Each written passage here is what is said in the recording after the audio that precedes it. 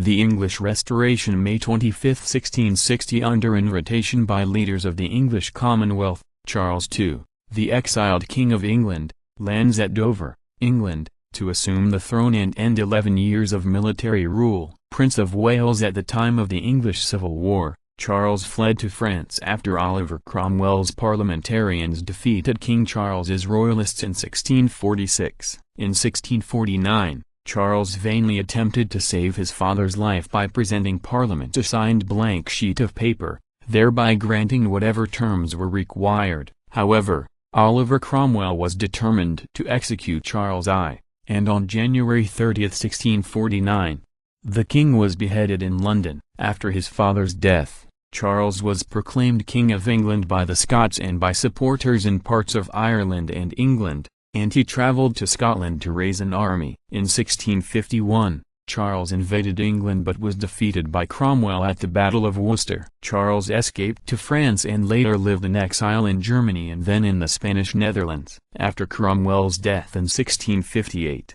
the English Republican experiment faltered. Cromwell's son Richard proved an ineffectual leader, and the public resented the strict Puritanism of England's military rulers. In 1660, in what is known as the English Restoration, General George Monk met with Charles and arranged to restore him in exchange for a promise of amnesty and religious toleration for his former enemies. On May 25, 1660, Charles landed at Dover and 4 days later entered London in triumph. It was his 30th birthday, and London rejoiced at his arrival. In the first year of the Restoration, Oliver Cromwell was posthumously convicted of treason and his body disinterred from its tomb in Westminster Abbey and hanged from the gallows at Tyburn.